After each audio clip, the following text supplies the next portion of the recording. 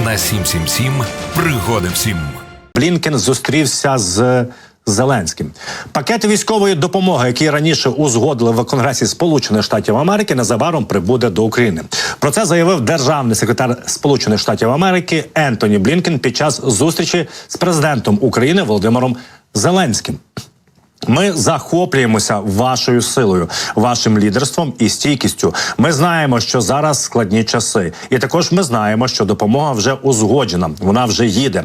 Вона скоро вже прибуде в Україну. І вона допоможе вам по-справжньому, щоб боротися проти агресії Росії на полі бою, наголосив він.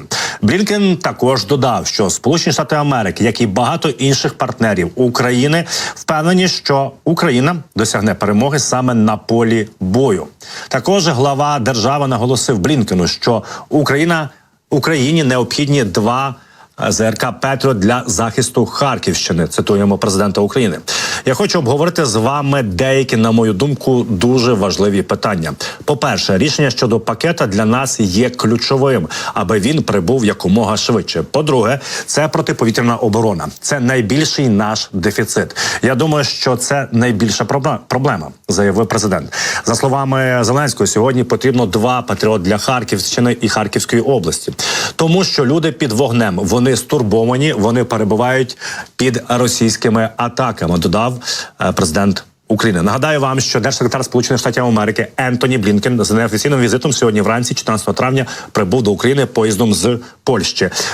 Очевидно, що також, крім зустрічі з президентом Володимиром Зеленським, він також зустрінеться з прем'єр-міністром України Денисом Шмигалем і також представниками неурядових організацій. Цілком можливо, що згодом буде заявлено про оцей наступний пакет допомоги, про який раніше говорили у Сполучених Штатах Америки. Ну і звісно ж, в першу чергу нас цікавить це захист нашого неба. Будь-які системи, в першу чергу, це системи і «Петріот», і СМТ, «Арішті» та інші. А головне – це захистити небо над Україною. Багато перемовин велося. І з греками велися перемовини. Сполучені Штати Америки намагалися домовитися. Але прем'єр-міністр сказав Греції, що їм саме потрібно «Петріот». Ну, ми розуміємо, там є певні питання в греків, власне, з Туреччиною. Іспанці теж з ними велися перемовини щодо «Петріот», але наразі Іспанія передала нам ракети до цих систем, а також останній пакет допомоги, який мають узгодити до кінця наступного місяця, це танки «Леопард». Ну і точно відомо наступне, що одну систему СМТ нам передасть Італія, яку вона попросить Словаччини, бо для керівництва, наголошую, керівництва Словаччини війни як такої немає, так? Ну, тому їм і не потрібна система «Петріот». Ну і також відомо, що третю комплекс «Петріот» нам повинна надати Німеччина.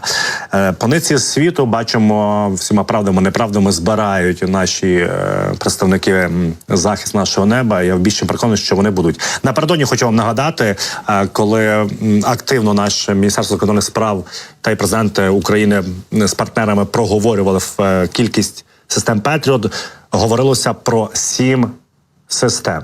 Ну, для Харківщини, бачимо, каже президент, потрібно 2 комплекси подібного захисту неба.